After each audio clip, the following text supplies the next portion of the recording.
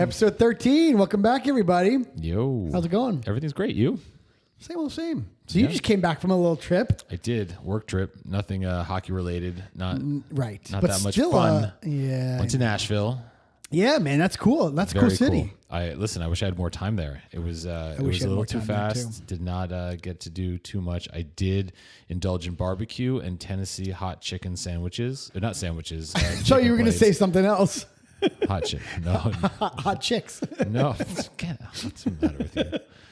So it sounded like it was coming out of your mouth. No, it was hot chicken. Hot chicken. Hot Understood. Chicken. I went medium, and it was okay. a solid level of heat for this guy. It was a little bit of zip. I had some zip. Do you it was like good. Do you like zippy food? I do. I do too. As I've gotten older, there's no shortage of hot sauce or chili flakes I could put on something. Same. Very funny. I guess the palate changes that much. Well, listen, you're the ex-chef, so you tell. Is that correct? As you get older, does the palate normally go towards spicy? I don't know that. That's a great question. I honestly don't know. That's been true for me. Right. And Same. I like spicy. I do. Yeah. Yeah. My tolerance for it has. I would. It seems like what we're talking about is as you get older, your ability to handle heat perhaps increases. Yeah. When I was younger, I didn't care for it. No, me neither. I had no interest. Now, when I have pizza, like all I want is chili flakes. Oh my god. You know what's really good? I love it. Yeah. Love it. You know, you should get. There's like a spicy chili crunch. Like it's like a Asian condiment, and it's got like fried onions. Sprinkle on pizza. You could put it on pizza, but it's got like chili flakes and garlic and fried shallots, and it's crunchy and spicy, and it's like kind of like it's in oil, so it's oil based, so it's not like you like dump it on your pizza, but interesting. Yeah. Crazy Hockey Dad's cooking show. Get chili crunch. I like this. Yeah, man. Maybe we make it like a segment. We could have Crazy Hockey Dad's cooking show. We could have that. Absolutely. Nice. Yeah, all right, so you were in Nashville. We could be like the next Martha and Snoop Dogg. Yeah. Do they have a show? Oh, for sure they did.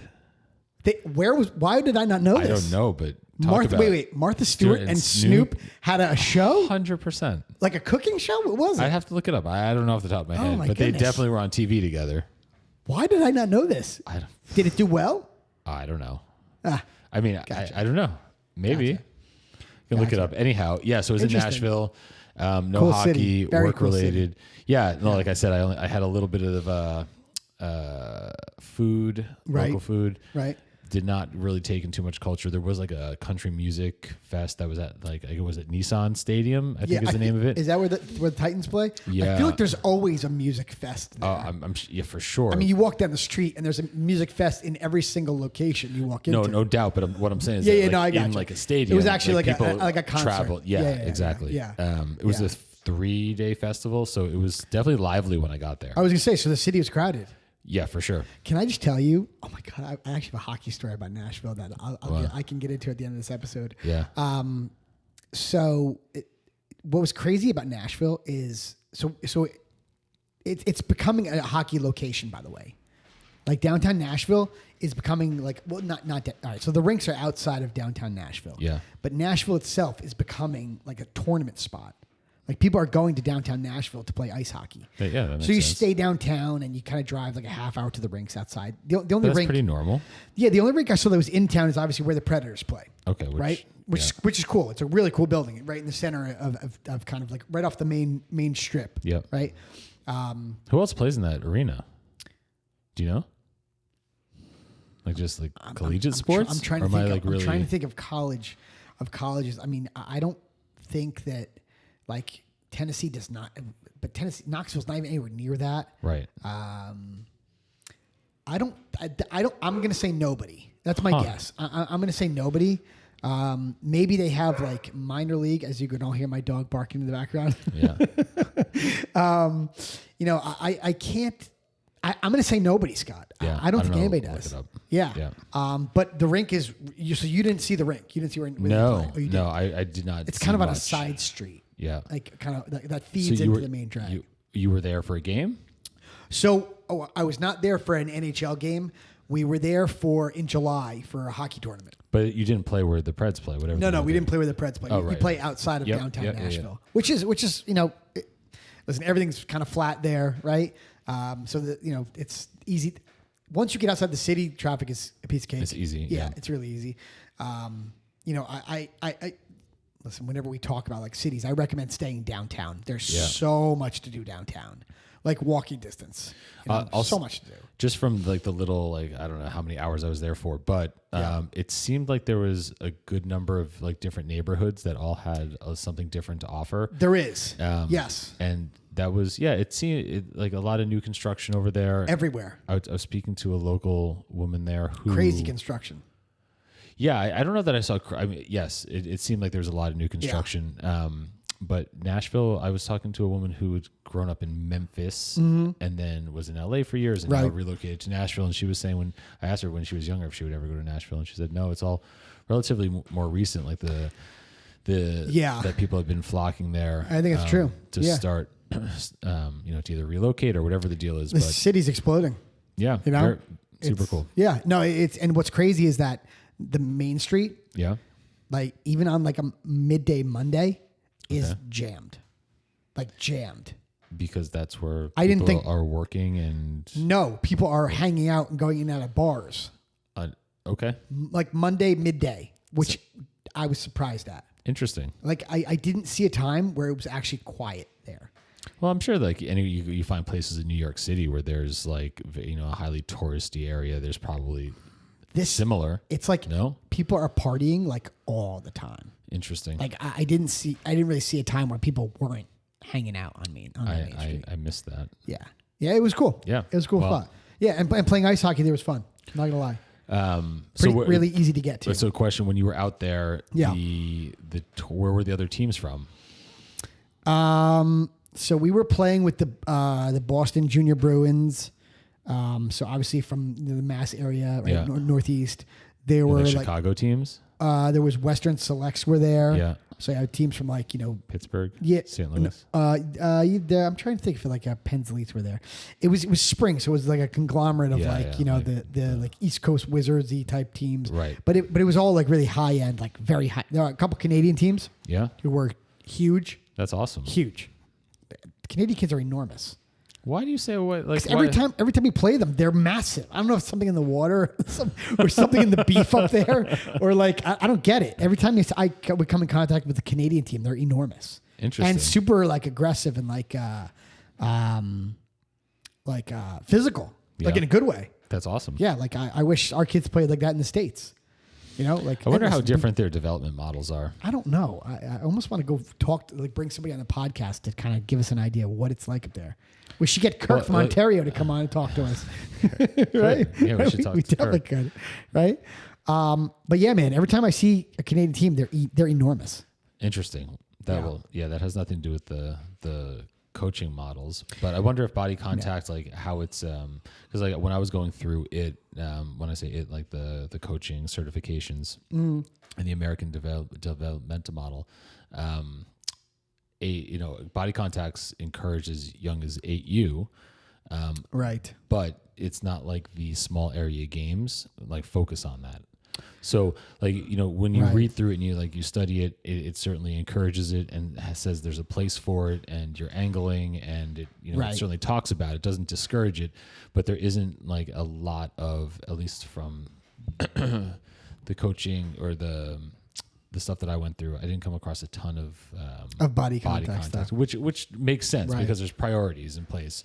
But I wonder if like in other countries, not just limited to Canada, but like when does body contact become like a real like intentional part of teaching and coaching. Yeah, that's a good question. I don't know. I mean, our kids just started doing it, but like up until they're like halfway, like after January of our second year Pee-wee, like the coach was letting them hit against the boards only in practice. Yeah.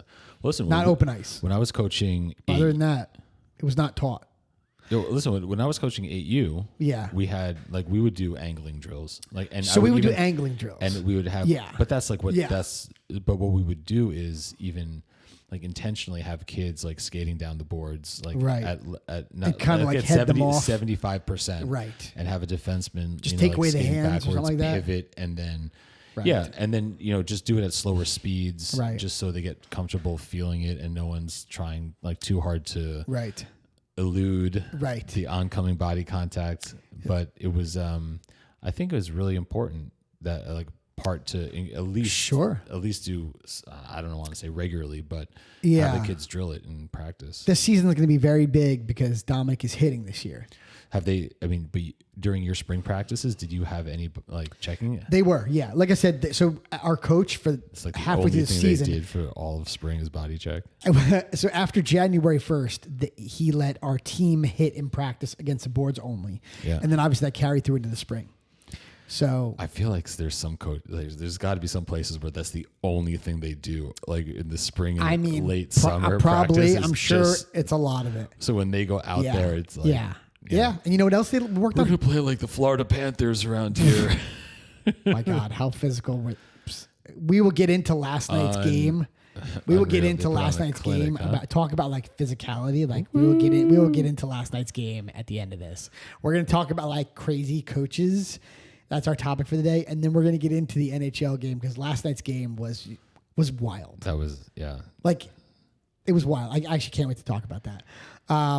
But yeah. So you know what? Speaking of body contact, speaking of being physical, you know what I really want Dominic to start doing? What? Which nobody does anymore. I want him to learn how to hip check. Hip check? Yes. Oh, I do. I want him to hip check because he's not a big dude. He's a good height for it. I want him to learn how to like Scott Stevens hip check. Yo, Darius Kasparaitis. Remember him? I 100% do. There were guys that were like like masters of it. Yeah, it's such a good move when you can do it. It's and nobody's expecting it. Yeah, I used to try it in high school. Did you? I did it a few times. I put one of my own teammates like over the boards. Did you? Yes. Like by the bench? Yes.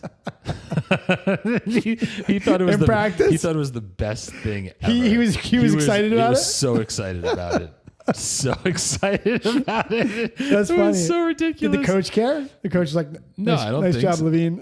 I don't think so. I mean, that was kind of like my MO. That's cool. See, hip check. I want Dominic to learn that. Yeah. Because it's such a lost art, I feel. Yeah, you definitely don't see it much. Although I must say, last night, I feel like Ekblad tried to hip check McDavid, but then kind of came up too high. Yeah. And McDavid kind of like spun like a top and then kind of lost his balance and fell backwards. Yeah. He fell awkwardly on that. I don't know. It was strange. He went down the tunnel. Oh, he left. He left. He came right back, but he definitely walked down the tunnel. At least, listen, that's what the broadcaster said. Right. Oh, interesting. All right, we're gonna get into that Florida Edmonton series at the end. So you want to talk coaches? I do. Yes. And by the way, I just want to update everybody. So I have changed my spring plans. You have. I have. Okay, what are your spring plans now? I'm not doing as much. I'm not doing camps like I said I was not going to do. I said I was going to do camps. But spring's almost over. Spring, summer, call it that. Okay. Yeah. For the off season. Off season. Copy. Yeah. All right. So Dominic has been asking me to skate more and more. Good for him. So I have had, not that I've had to, but I went out and I found, places where he could skate on a more regular basis. That's awesome. Yeah. He's going to continue to do skating with those like 08s down, right? Well, that's like once a week, right? That's once a week. So we're going to do that. He does like a power skate on like Friday afternoons. He's going to continue to do that. And then I think I'm going to do like a Tuesday, Thursday. The Swedish guy who's like has like that ridiculous skating style. Yeah. I think I'm going to bring Dominic to him Tuesday, Thursday as well. So we're going to do like Monday, Tuesday, Thursday, Friday. Jesus. Nothing on the weekends. Nothing on Wednesday.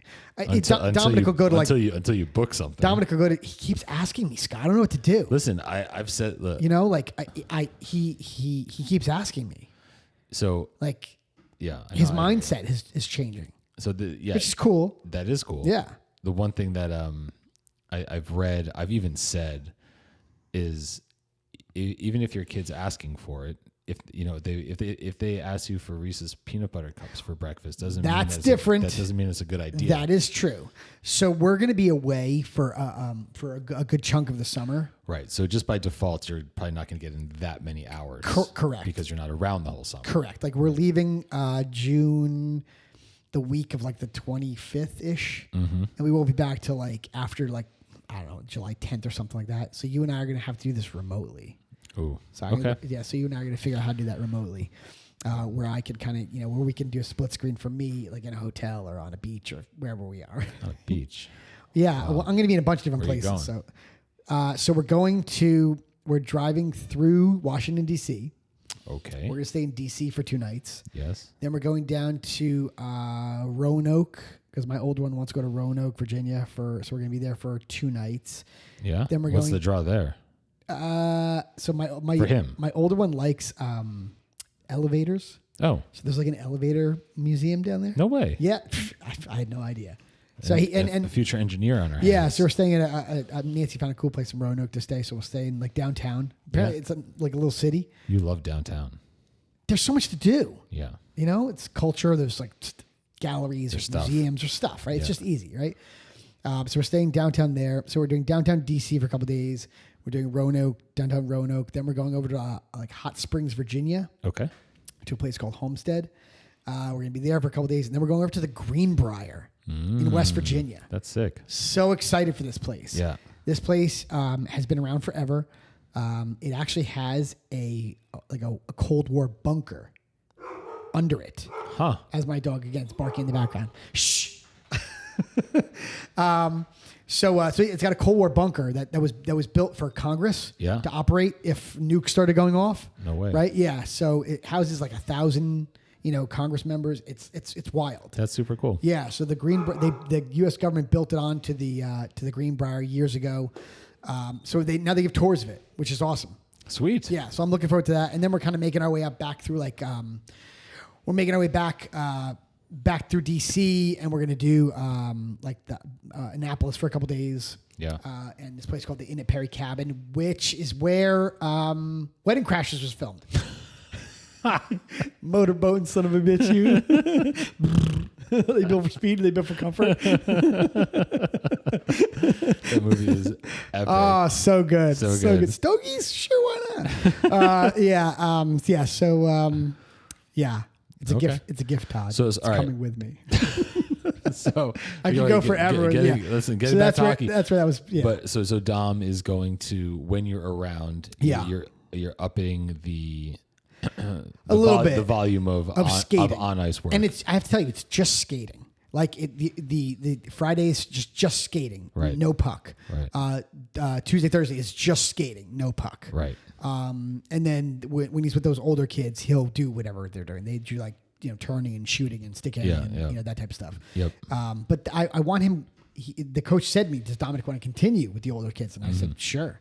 That's great. So I wanted to not be a hypocrite and tell everybody what my plan is. So I did ratchet it up a little bit, it's the exact opposite of what we did last summer. Yeah. Last spring, summer. And this is strictly on the heels of him asking for more. Him asking for it. Yes. Right. Yeah.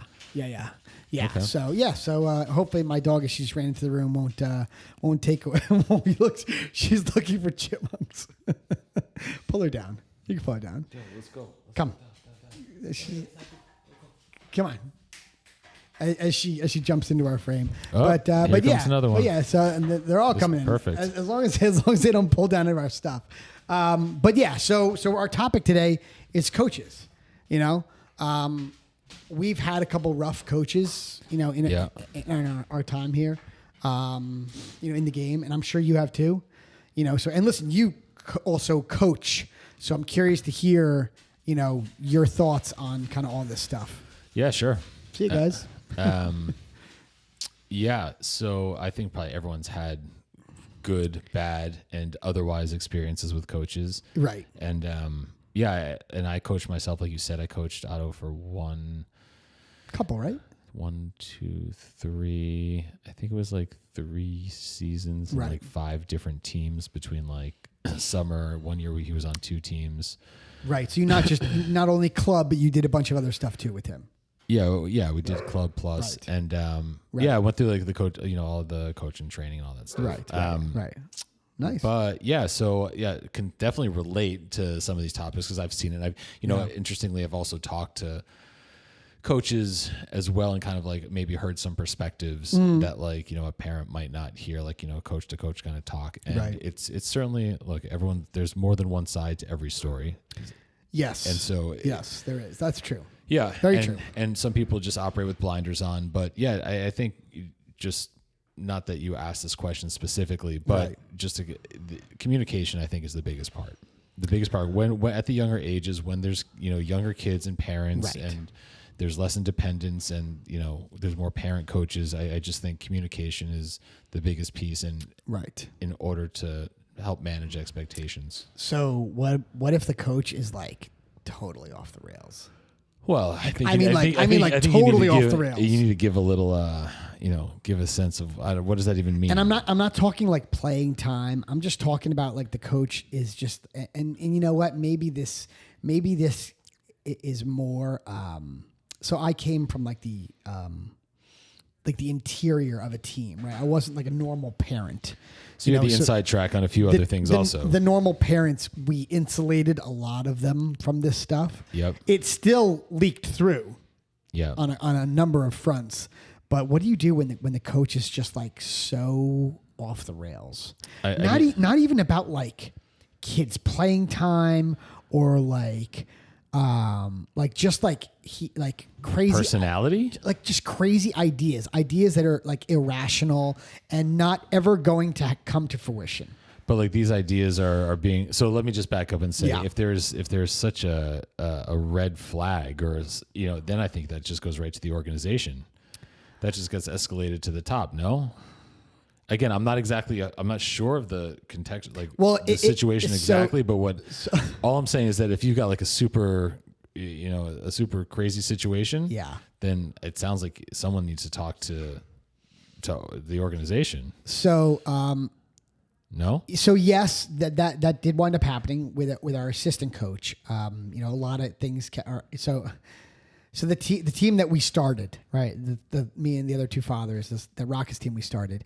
We got started very late in the process. Okay. I mean, before the next season started. Like we're really pushing up close against tryouts. So we had So we did not have a lot of time to put it together. So the problem is that most coaches, as you know, for youth hockey, get picked in like December or like November. For sure. And they're then broadcasted on like social media, right? Such and such is going to be the 12U coach, such and such is going to be the tier 1 coach, right? Yeah. Right. You know how it is. So we were, here we were in the spring trying to put together a team. Like when I say spring, I mean spring, like, tryouts were in like April and here we were in like February. We were young, so the season stopped earlier. Yeah. Right?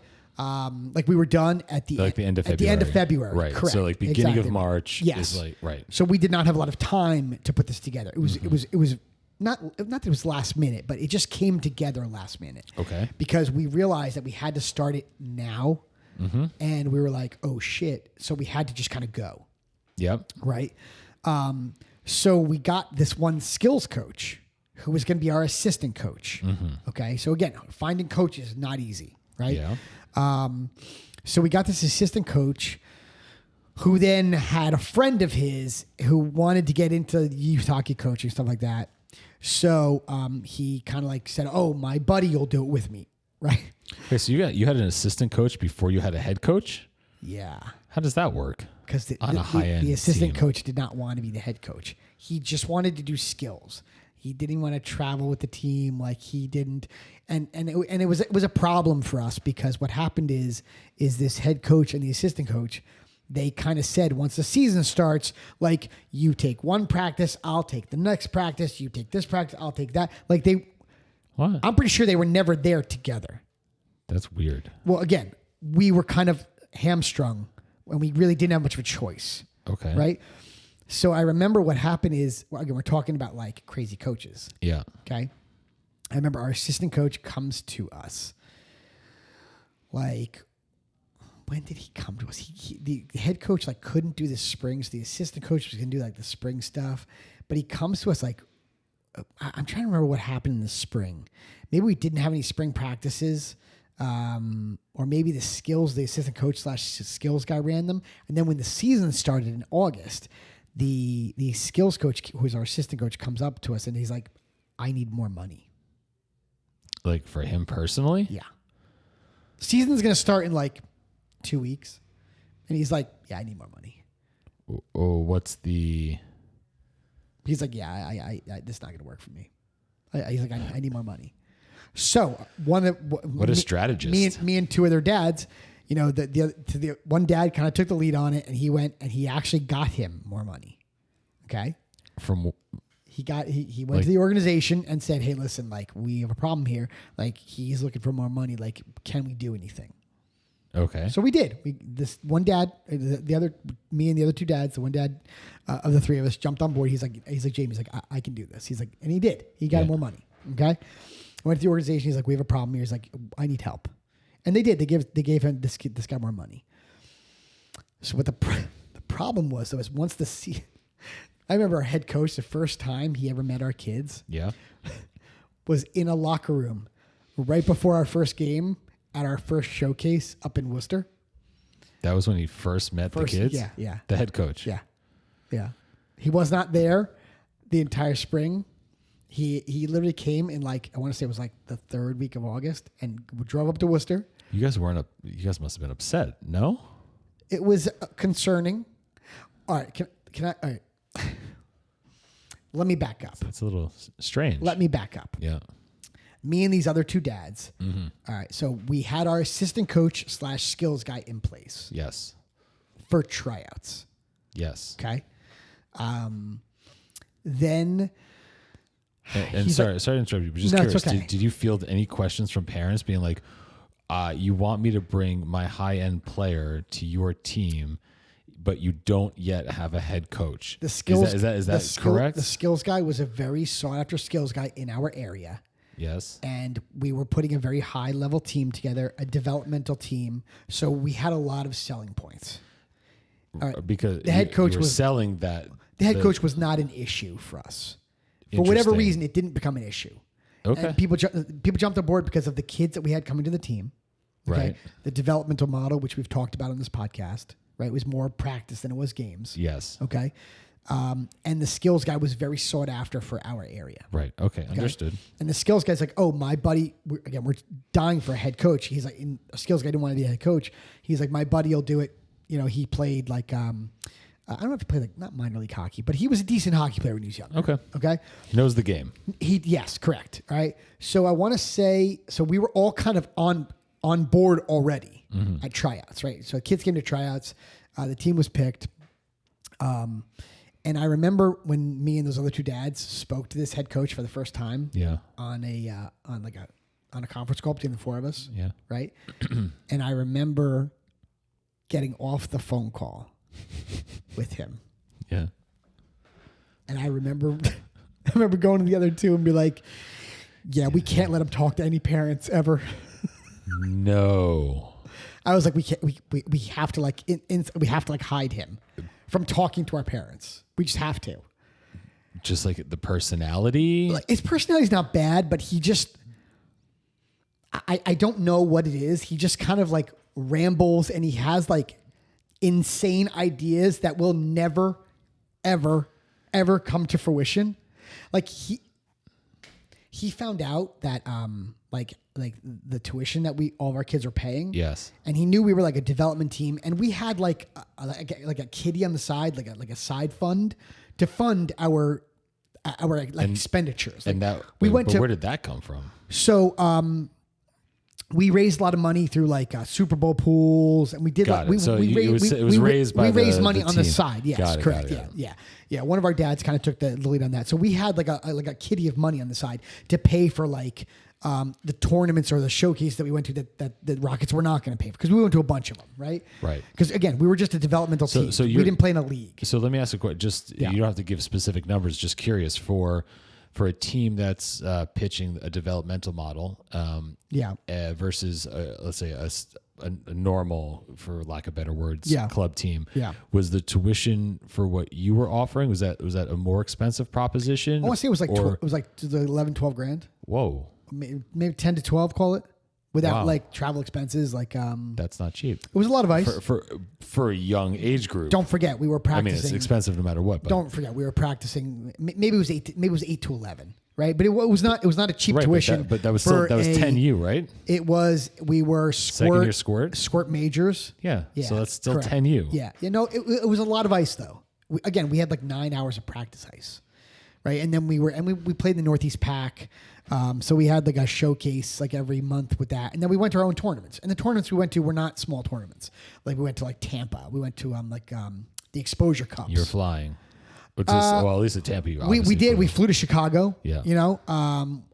So we were doing, right? So we had like more than that. Yeah, we had money on the side to pay for the things we were doing. That's right. Let me ask you a question. Yeah. It was run like a little business, to be honest with you. Have you come across that? It doesn't happen a lot. I think for the younger age groups is the most surprising part. We had one of the moms was like the treasurer, which so we checked in with her regularly about the balance of the account. It was cool. It was like it was different than any. Right. Yeah. So again, we're talking about crazy coaches. So you just get off the phone with a conference call. The three of us and the guy who's going to coach the team, and we were like, oh fuck. Like we can't we have to keep him away from our parents because if you didn't think to go to like the assistant coach and be like, bro, no, who's they're this? buddies. They were like good friends. Was like, what the fuck's wrong with your friend? Maybe I don't know. Again, but the guy you have to have some self-awareness. You're telling me that the assistant coach didn't know this about his friend? I don't know the answer to that. I don't know. I don't know the answer to that. I never asked. I never asked. There's multiple points of failure that could have probably been prevented. I never asked. But all right. So again, as my story kind of goes on here, but I remember this coach was saying crazy things. Like he found out. Give an example. Well, so he found out that we were. This was before the season even started. So he found out what we were paying, and he found out that we had like a side fund. And now all of a sudden he wanted more money too. No. He didn't. No. You got a little kitty? This is feeling a little light, this paycheck. No, but what he did say was, he's like, I have a great idea. He's saying this to the three of us, right? I will be in charge of the money. Yes. That's what he said. He goes, I have a better idea. He goes, we can move this to this rink. He goes, all the money can come to me. My wife will manage it. And we're like, are you out of your absolute fucking mind? Like, no. Are you nuts? Are you out of your absolute skull? But he would say crazy things like that. Yeah. So we're talking about crazy coaches. Again, and he's a nice dude. He's really good with the kids. But shit, man, he just said some insane things. Okay. That was one of them. Okay. You want to hear the other insane things? Well, go ahead. Tell me. Go ahead. No. But the question I was about to ask, I already know the answer to. So go ahead. You sure you don't want to ask it? Yeah, sure. I can. I was. Far away. No, I was going to ask about if any of this crazy trickled down to the kids, but you would preface by saying that you needed to keep them away from the parents. So that answered my question. It didn't work. With the kids. You just said he's good with the kids. Yes, but it didn't work keeping him away from the parents. It didn't work. Oh no, I understand. That didn't work. Oh yes, but the kids part, that was never an issue. He was always really good with the kids. All right. Yeah. That was all right. So our assistant coach, first month into the season, right? Mm-hmm. The assistant coach starts showing up late or not showing up at all and canceling stuff, right? This is after the pay raise? This is after the pay raise. We have kids driving from 3 hours away, from Hershey, from Binghamton, 2 hours and change from Long Island, upstate New York. Our kids were coming from everywhere because of our model. And so it was not an option for you to cancel late because people were already on their way. Right. Right. And it wasn't an option for you to show up late because come on, what are you doing? You're number one, you're setting a terrible example for the kids showing up late. And a lot of these families are making very special accommodations. Correct. Right. So the assistant coach, or we're banging. So we, as the three people that put the team together, we're banging heads with him immediately with the assistant coach. All right. He was then not being nice to the kids. The assistant coach, the guy that got you his buddy, who's crazy, then all of a sudden started becoming a problem himself. Correct. Wow. So what happened is they wound up firing him. No. Yep. Yeah. Wait, what was the feeling amongst the parent group at this point? Because you were on the Mr. in charge side. So it was a problem because again, was a very good skills guy. So the parents are looking at us going, where are we going to get our skills from? And we're like, oh shit. Right. So what we did is we went out with the little kitty we had inside, and we hired Top Line.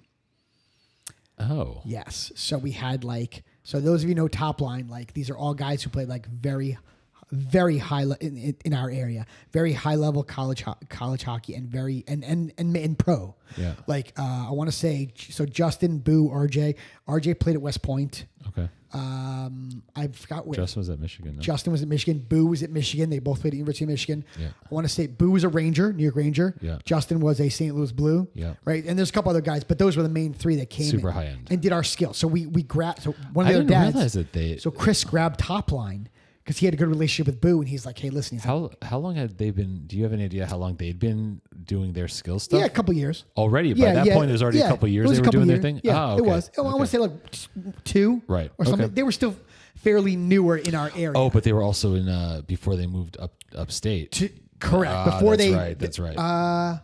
Because they were working out of there. I want to say that gym was just being built. Got it. That they have that got built up by that rink. Yeah. So we had this side kitty of money, but we needed to pay our Top Line coaches, which was essentially our skills practice, right? Okay, so that was a good replacement. I think so. So the parents were happy with that. So again, we had this kitty of money on the side. So the coach comes to one of the other dads that started it, and he's like, "You know what would be really good if I manage the money. He's like, if we take the money, some of the money that we have, and feel that to have the kids feel like they're being sponsored by somebody, like Howie's hockey." Right? There you go. Like Howie. So he's like, let's make them feel like they're sponsored by Howie's hockey. He's like, so we'll buy them all grip tape and stick tape. So one of our dads goes on the team chat, and he's like, he goes to chat. He's like, everybody's put in what hockey rules you want, what you want from Howie's hockey, and we're gonna put a big order together, right? So everybody, and I was like, what the fuck, dude? I'm like, buy your own hockey tape. We need this money for tournaments and to pay Top Line. Right. I was like, what's going on here? So I don't know what the parents thought, but so then one dad comes to us. He's like, I need a check to be reimbursed from Howie's. And we were like, sorry, what?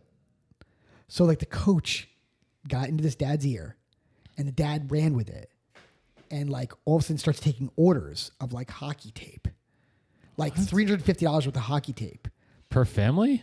No, that would have been ridiculous. No, not per family, but just in general. And I remember one of our dads, a dad from Binghamton, he's like, dude, I have 95 rolls of hockey tape. He's like, if you want hockey tape, just ask me and I'll give it to you. Ben's like, just let me know what you need and I'll hand it to you. I was like, I don't need anything. I could buy my own hockey tape. But it wasn't clear amongst leadership who was in who needs to sign off or green light purchases that. Chris and I thought that this other dad was going to pay for it out of his pocket, and he came to our treasurer and asked for the money. So he didn't ask anyone. Was he falsely? It was led, the coach, the coach and this dad. But did the dad think he was in good faith? I don't know. Or did he realize he was a part of this? I think the coach kind of brainwashed him a little bit. Huh. Yeah. But That's again, weird. this was the coach's idea. You see how nuts of stuff this coach does. Well, okay. So, but let's be charitable for a second. Sure. The charitable part is that you play tournaments. I know teams that do tournament bags. They like to give kids things. This idea of making the kids, giving them a gift at some point in time just for being young little hockey players, that happens.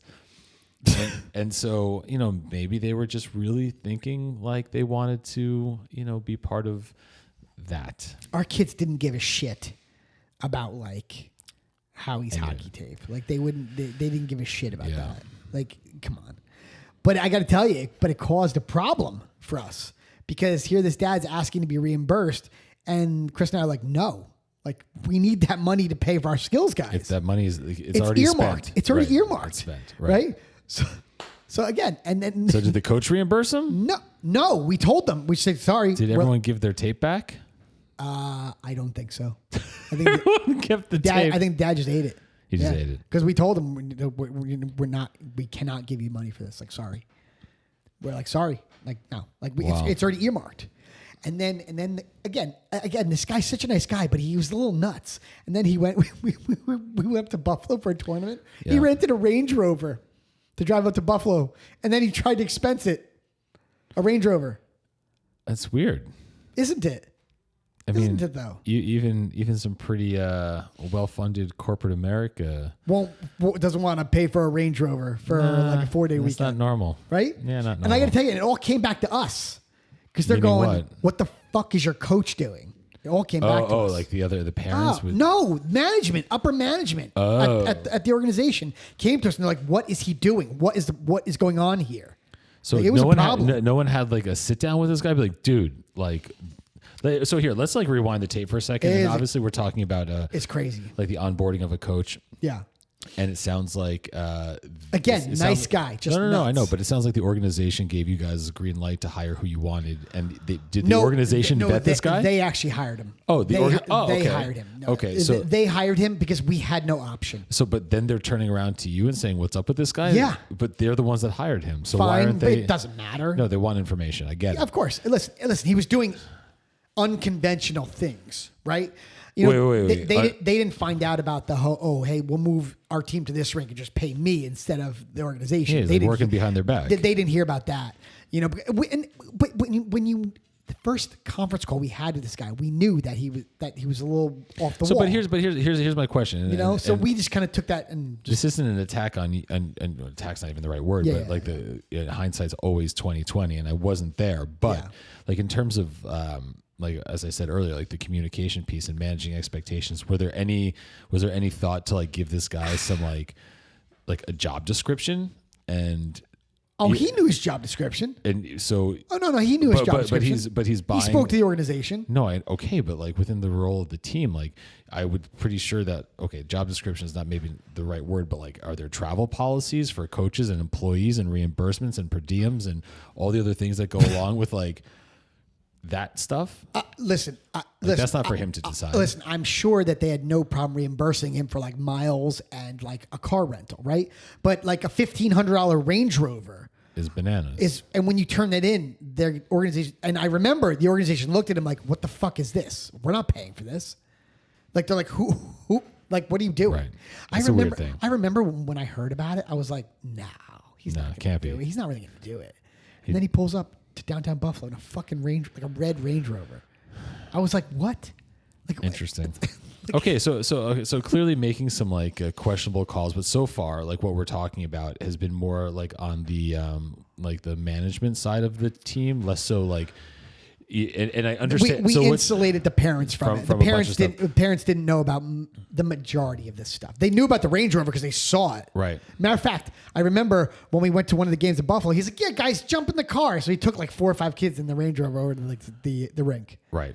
So they knew about the Range Rover. So I'm trying to put myself in those shoes, and like you get burned once. Hopefully, you learn from your mistake. Yeah. But with the actual product on the ice, did that work out? The product on the ice worked. Yeah, our team, we finished like 15th in the country, came out of nowhere. Like it was that was cool. Yeah. So you like you give the guy good credit. Hockey coach. Okay. Good hockey coach. The guy can play the game. Good with the kids. Good hockey coach.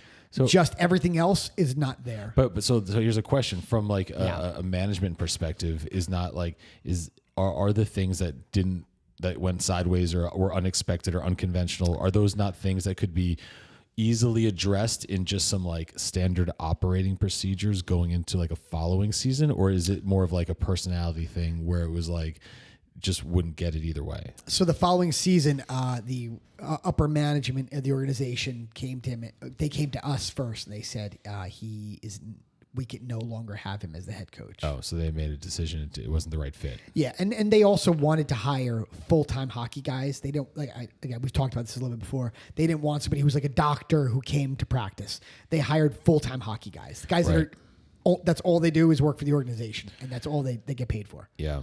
You know, so they were moving in that direction, and they wanted him to be the assistant coach, to step down and be the assistant coach and kind of learn from a real head coach. Yep. And he didn't want any part of it. Okay. His pride was hurt too much. Interesting. Yeah. Okay, but fast forward to now, things have worked out okay for that team. For the team, yes. Yeah. Yeah. Ultimately. Well, once we got done with the first season and the real coach came in, and which we always knew was going to happen. Yeah. It's just we were so up against the wall for that first year because we put it together so late. We didn't have a choice. Like we had to go with what we had. Yeah, that makes sense. And it worked. Listen, it didn't work. The product on the ice was great.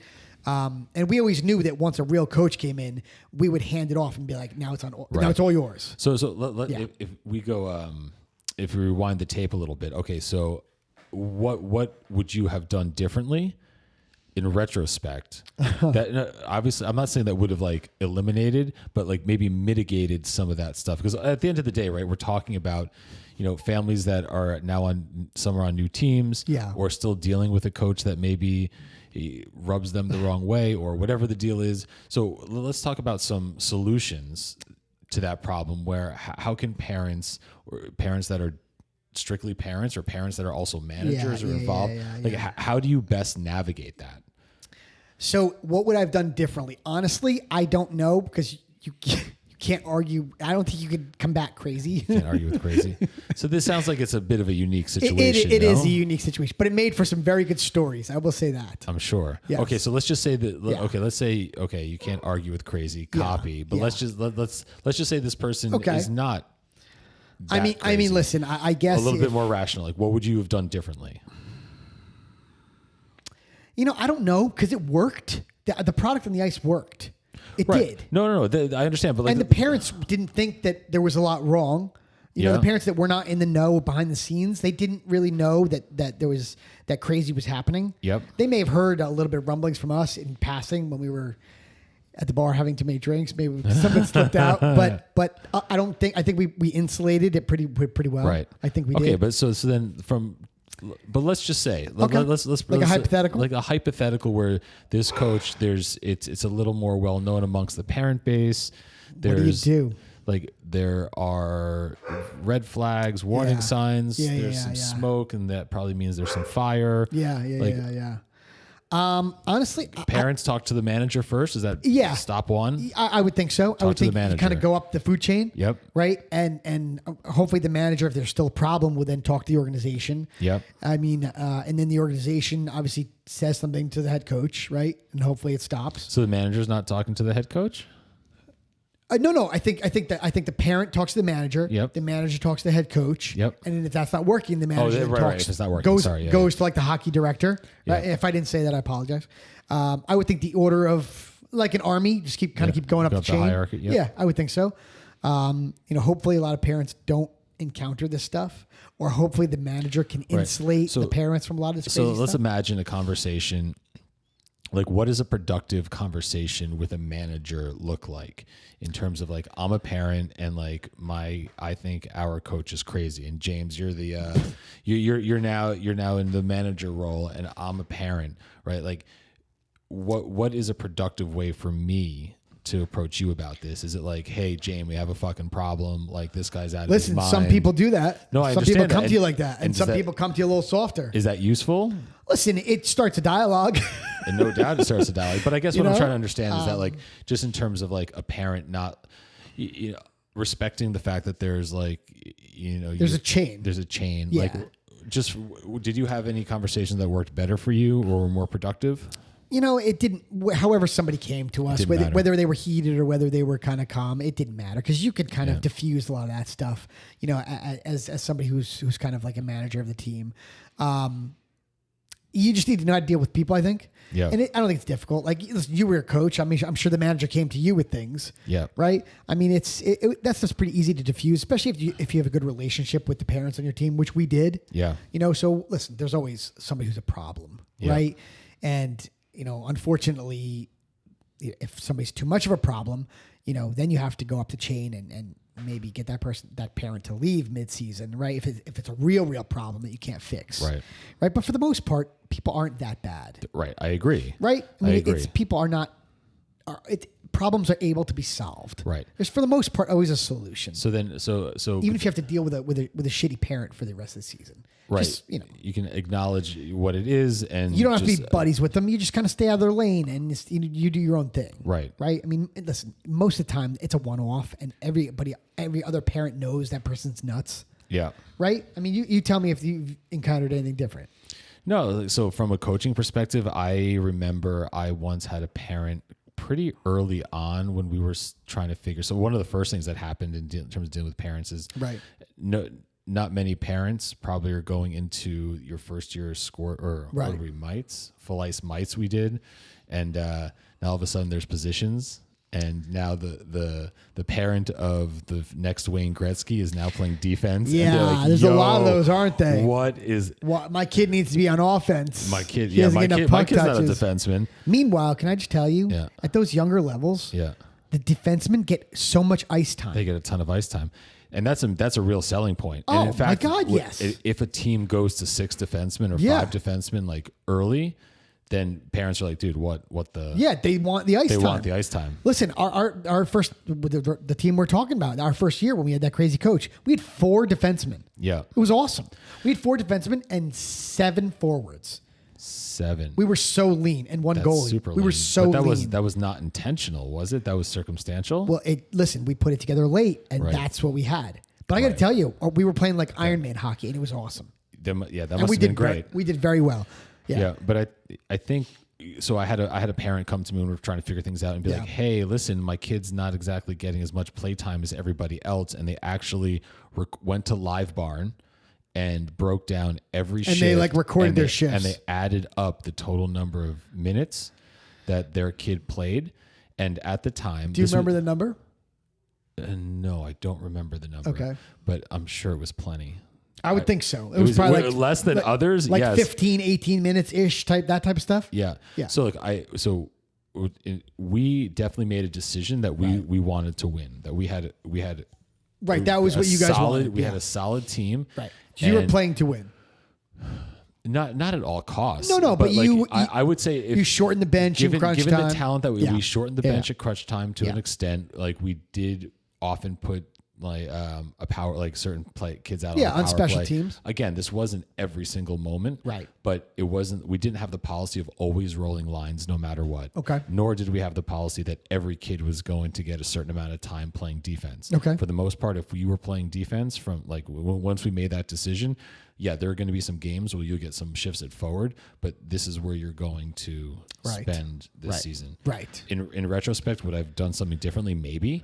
But it's something that we had decided to do, and that's your plan. Listen, as a team, we had good success. Yeah, right. No, you guys did. And you guys had a good year. Continue to go on to do good success, but have good success. But I certainly had some like sniper parents that were just like, "Hey, my kid's not getting as much playing time." Yeah. Hey, there's always going to be that. And I will say that I agree. You come to me anyhow you want. It's going to be a conversation starter. I will say that for a parent that's coming to a coach out of frustration, anger, like that's kind of like what's going on for you.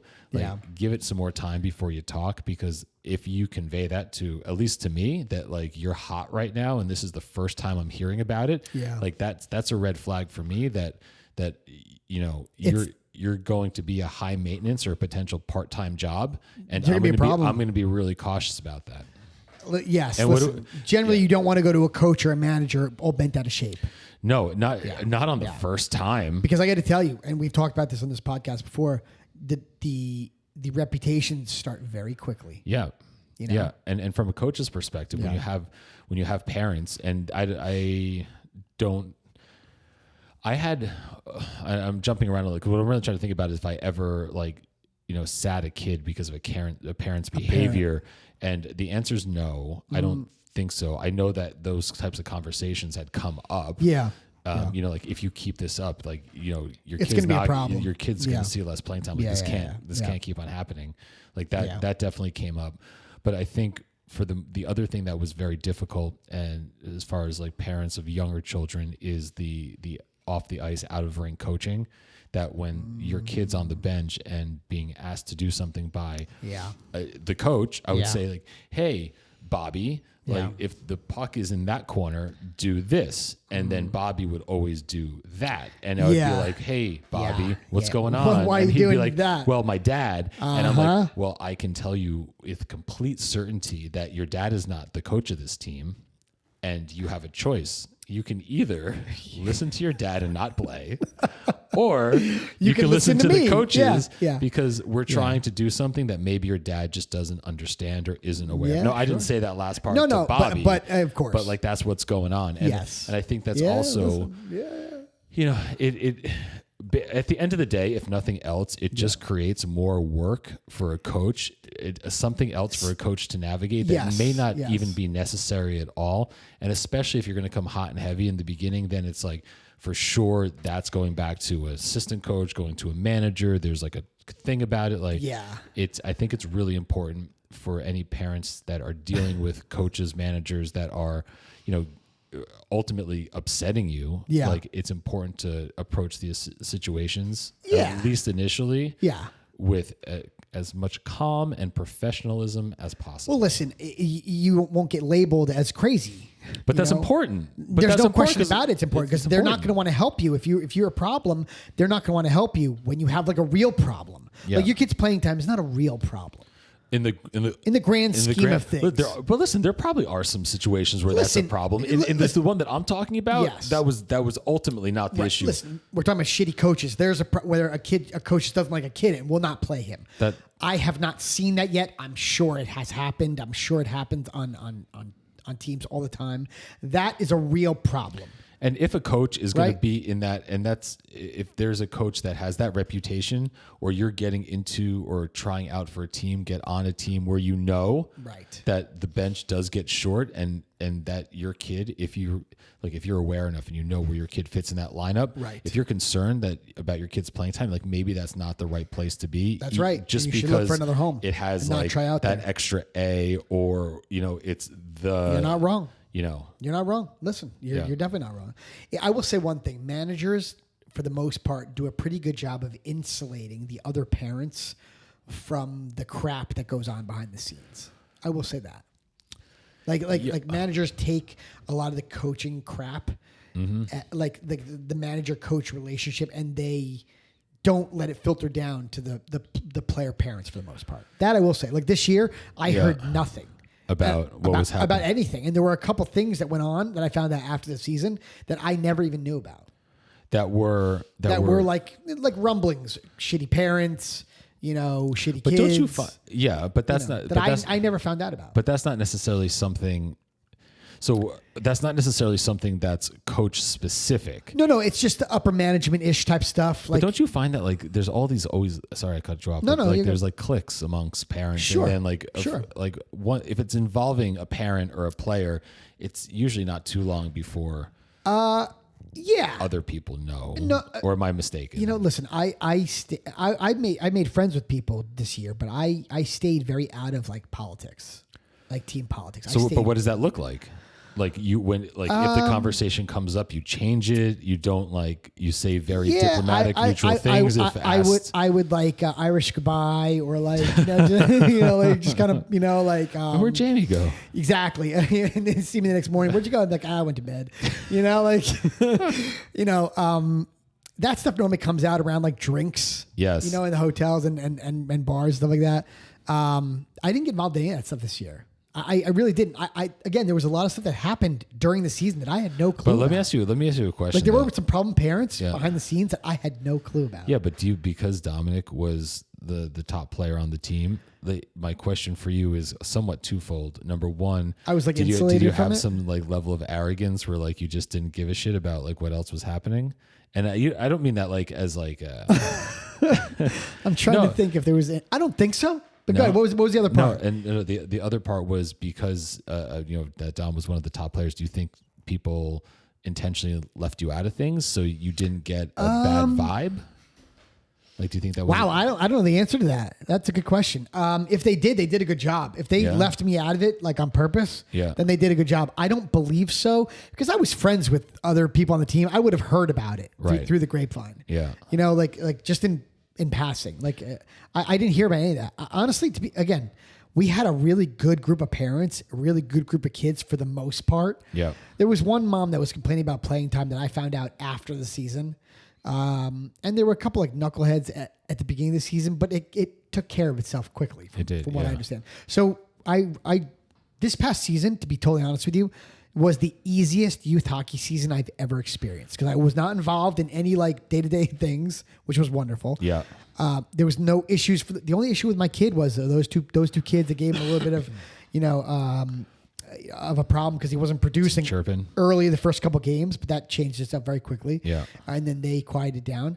So it was honestly, it was one of the easiest youth hockey seasons. I didn't have a crazy coach to deal with. No crazy coach, no crazy travel. No, like, let's get sponsored by Howie's Hockey. Right. Or like, Here's my Range everybody Rover. pay me and my wife will, my wife will be the treasurer and I'll disperse the money and I'll get the rink time and I'll get the practice schedule. Like what? Right. Like none of those headachy things. Could you imagine what it would have been like if he actually had control of the money? Dude. Because without it, he still got a Range Rover. I'm telling you, and how he stayed been, for the team. It would have been a fucking shit show, Scott. Yeah. It was a fucking shit show regardless. Right. When he had no control over anything. Right. But can you imagine?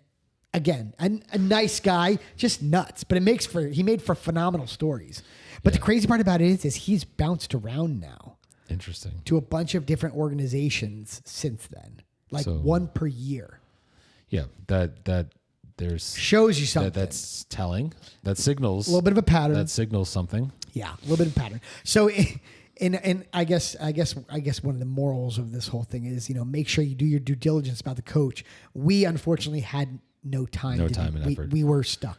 Yeah, and I think the part about that we were really stuck between a rock and a hard place. About doing diligence with the coach is you don't always have the luxury of having choices, and sometimes you're in a situation that if you had a choice maybe you wouldn't be in otherwise.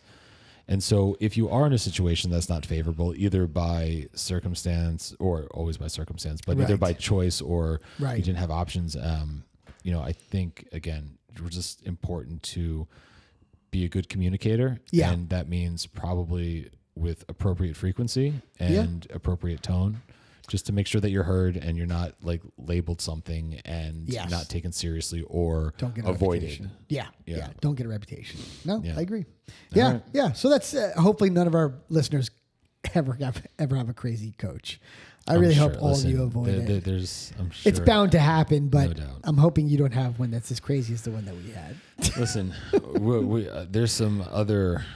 Yeah, I'm sure in future episodes we'll talk about other things that I'm sure coaches have been complicit with. No question about it. Yes. But all right, so we'll wrap up with a little bit of NHL Stanley Cup Finals. Yeah, sure, we can wrap it up with that. I mean, oh my goodness. Yeah. I mean, last night was bananas. Did you expect last night at all? No, I and it was so disappointing to see because it just. It definitely so I'm like wanting the Oilers to win this one, and I felt very deflated watching it. It just seemed like Florida was just so much better. It's interesting. I have a couple different thoughts, and I'm curious to hear what you say. So I thought that goaltending was going to be a very big difference in this series. Yeah, and last night that showed itself big time. Yeah, right. Although Skinner has been very solid last night, like the first Marchand goal. Yeah. Like, I don't know what happened there. He kind of like belly flopped. It was a strange goal. Yeah. I didn't see it. I was listening to like the first period. Yeah. And I don't know. Right. That's right. Cause you were on your way home from the airport. So it was, if you go back and look, it's a strange goal. I'm not sure what Skinner was doing. Yeah. And it's funny through the first two games, I kept saying to my wife, like, I don't know if you saw, like, Ekblad, like, took a stupid penalty where, like, pulled somebody down from behind. Dude, he was on fire last night. Him and Wallman. No question about it. But, like, through the first two games, the two games in Edmonton, okay, the Panthers kept taking stupid penalties. Yeah. And I remember they were taking penalties when they were on a power play. Right. So it kind of negates the power play. And I kept saying, like, what are they doing? Because every time they take a penalty, in my opinion, the Edmonton power play is frightening. Yes. It's frightening. Like, you cannot let those dudes on the ice 5-on-4 or 5-on-3. You can't do it. I don't think it's been frightening this series. No, the first two games, I think it was frightening. I mean, listen, the overtime winner that they won game one was a power play goal. Yeah, no doubt. Right? I mean, so I kept saying, stop taking penalties.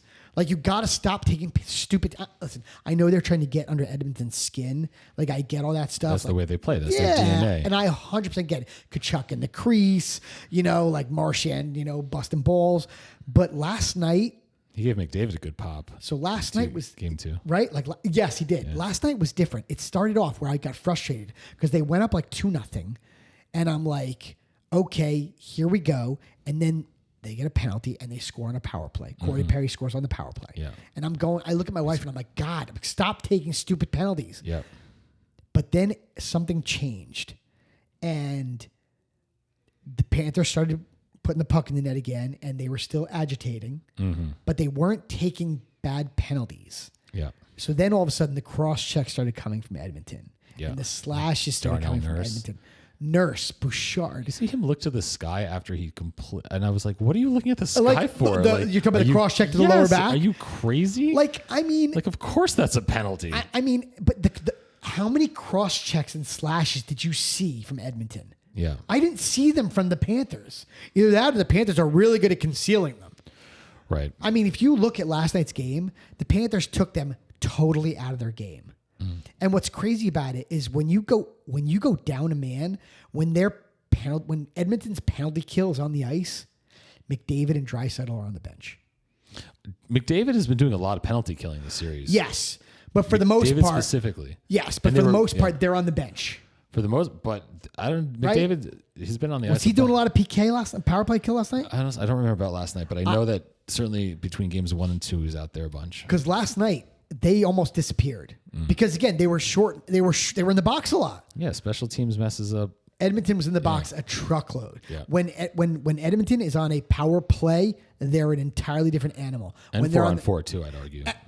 100%. I'm glad you said that. Don't want 4-on-4 because I was saying that to Nancy too. I'm like, you don't want to be 5-on-4 or 4-on-4 against them. Right. Because there's too much ice. 4-on-4, right? Because Draisaitl and McDavid, they're just frightening. You saw the goal in game 2. It wasn't. It was an assist to Draisaitl. So that toe drag. Yeah, the head fake into toe drag into. That was ridiculous. Ridiculous. And that was on a power play. I'm pretty sure. So again, so last night something changed last night where Edmonton, I thought Florida was taking stupid penalties in the first 2 games. Yeah. Now I think Edmonton was taking really bad penalties in that last game. It became a circus. I wanted to turn it off. It was bad. 4 minutes left, and Otto's like, I'm sitting there watching with him, and he's like, no, we're not going upstairs. We're going to keep watching. He's like, there's going to be another fight. Am I wrong? Were they not so undisciplined, Edmonton? So undisciplined. I mean, that's not how they play. It was like they jumped off the deep end. I'm so curious what their head coach said. Did you see how many people they had on the bench at the end of the game? They had like 7 guys on the bench. Not many. No. And then on top of it, the commentators were saying, because they had McDavid and Draisaitl out there, right? And clearly the Oilers had targeted a bunch of the Florida players. They weren't playing them. No, they were playing. Were them. they? But I don't. If they were playing McDavid and Draisaitl in the last 5 minutes, and I didn't see them. One of the broadcasters made a comment being like, "What are they doing out there?" Saying they should be on the bench. Target on their because they're going to get hurt. Yeah. Well, so it's funny you said that. I expected Kachuk to go after somebody like that. Yeah, I expected him or somebody to go after. Someone let up on Draisaitl, like had an opportunity to bury him. He pulled back. Pulled back, which one of the commentators also thought was surprising. Right. But look, this is where I don't think McDavid. It's not McDavid. It's the Oilers. But I don't think the Oilers. It's the McDavids. I don't think the Oilers have it in their toolbox to get Florida into as bad of a place as Florida can get Edmonton. I don't think so either. I think they have so much more discipline. They're agitators, but they stop at a certain point. I mean, did you see how they didn't retaliate last night? Guys like Bennett were getting slashed. Bennett was and getting crossed, smoked, and he wasn't retaliating. I mean, that guy is unreal. Sam Bennett is. Did you see where he came down? He hit 2 players, somebody else, and then went back and then went on the rush. Yo, between him, Marchand, and Corey Perry, Like, they are the talk for, at least for me, of this series so far. Like, holy guacamole. I mean, Brad Marchand has been so good. I mean, So if they don't, he's a free agent at the end of the season. Yeah, they're gonna have to. How do you not re-sign that dude? If you're him, you also don't want to leave, especially if you win a cup. I wouldn't. No, because I would think he would move up a line. He's on that third line right now. Not necessarily. I'm pretty sure he's on the third line. No? He is. Right. Yeah. I would maybe they leave him on the third line, but I would think he would get. Listen, he's so effective. So effective. He's such a good hockey player on so many levels. Just has a nose for the game. Yeah. I mean, yeah, he's phenomenal. I'm really looking forward to. Is the next game tomorrow night? Tomorrow night. It's Thursday. Wait. Oh, tomorrow's Wednesday. No, two nights. Oh, it's Thursday night. Maybe I'm mistaken. Am I mistaken? No, I think you're right. I think it is Thursday. There's definitely 2 days between either games Travel 3 time. and 4. No, because they're still in Florida. Right, but are they doing 2 games in between 2 home games like this?